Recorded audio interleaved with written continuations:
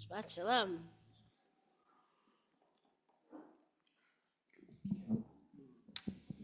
Shabbat Shalom. So, as we were informed earlier this afternoon, this parasha this week is Parashat Balak, one of the many parashot named after non-Israelites, by the way. We have Balak, we have Parashat Yitro. And Balak, although he's a pagan sorcerer, pagan prophet who talks to God, Bilaam, that is, his mission is a negative mission, yet we learn many wisdoms from him. So it's a teaching that we learn from everybody. There's a saying, a teaching in Pirkei Avot, Rabbi Zoma says, who is wise? The person who learns from everybody. So you can even learn from those who you don't necessarily agree with.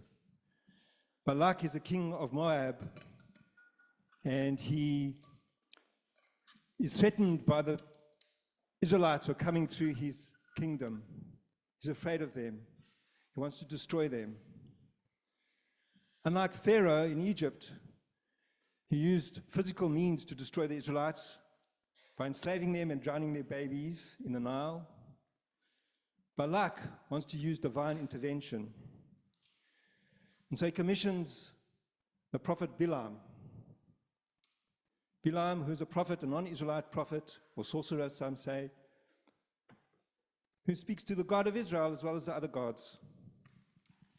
Another important lesson, that God is the God of all peoples, not only us Jews. He commissions Bilaam to come and curse the Israelites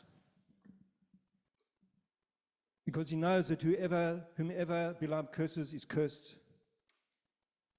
and whomever Bilaam blesses is blessed.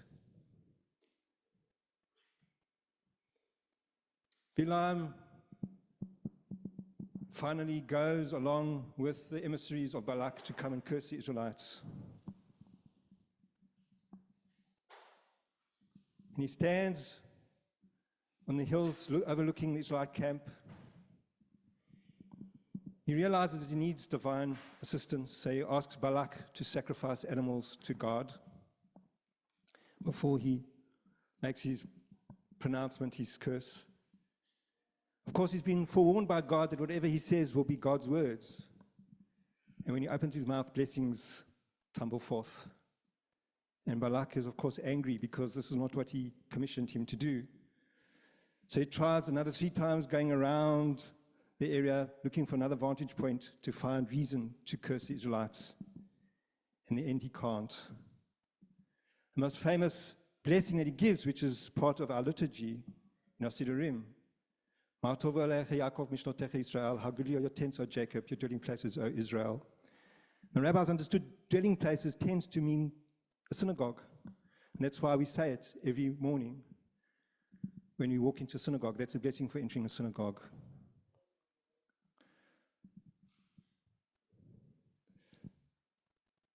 Bilaam understands the power of the divine. What he doesn't understand is that you cannot use the name of God to curse and to bring about hatred and division. He might understand the power of God, but he doesn't understand the nature of God. That God is the God of life. And should only do things that enhance life in the name of God. Unfortunately, Bilaam is not alone in human history. There are many peoples that have used God to invoke hatred and loss of life. Peoples of all religions, including our own. So the one lesson we learn from this parasha is that you should not use God's name to commit atrocity.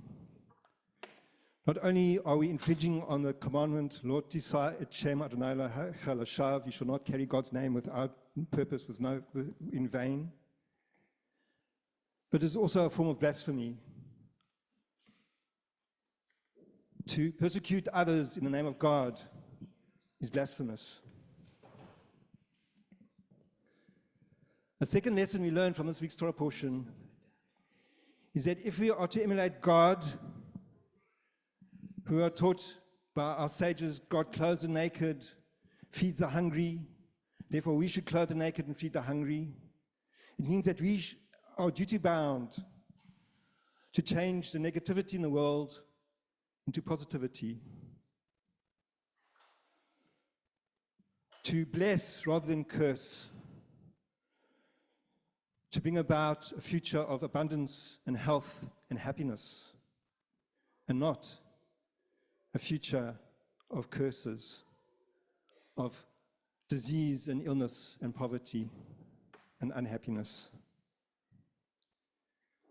If you are to emulate God, you need to be positive and try to change the world, make it a better place. And that is, in essence, what Tikkun Olam is all about.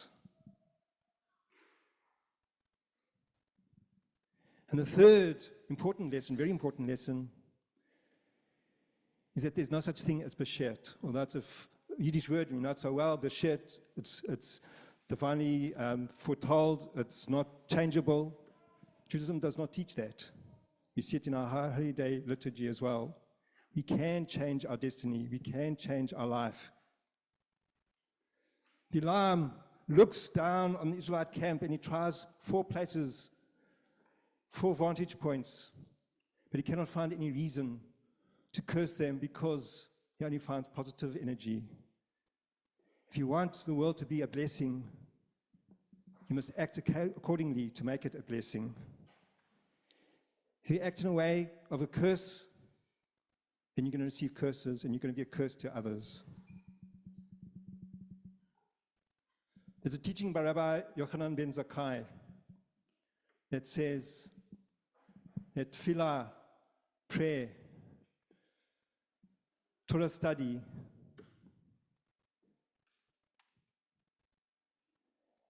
and good deeds are a pillar of the world. That prayer, Torah study, and good deeds is a substitute for the ancient sin offering that was offered in the temple. When we pray, bring ourselves into a positive mood. We have kavanot, which we had tonight, to help us with that. The prayers themselves articulate the values which we should be living by, the values of compassion and love.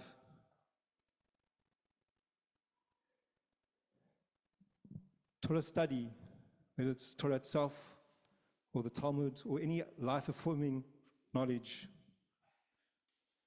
teaches us of the values that we should be living by. And Gemilut Chasadim, good deeds, are to inculcate these values in our everyday life, express them physically. If you do that, then truly, Ma Tovo Alecha Yaakov Mishnotecha Israel, then truly, how good are your tents and your dwelling places, O Israel. Only then will the world be united as one, and the tents and dwelling places of all peoples will be goodly. So that is the lessons you learn. Not to use God for negativity, for violence and hatred.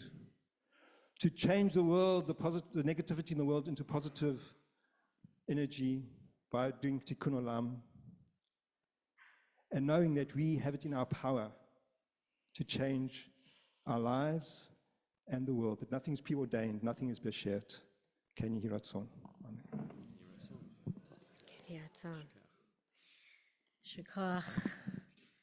We don't take that far. We take a moment for healing of body, mind, or spirit.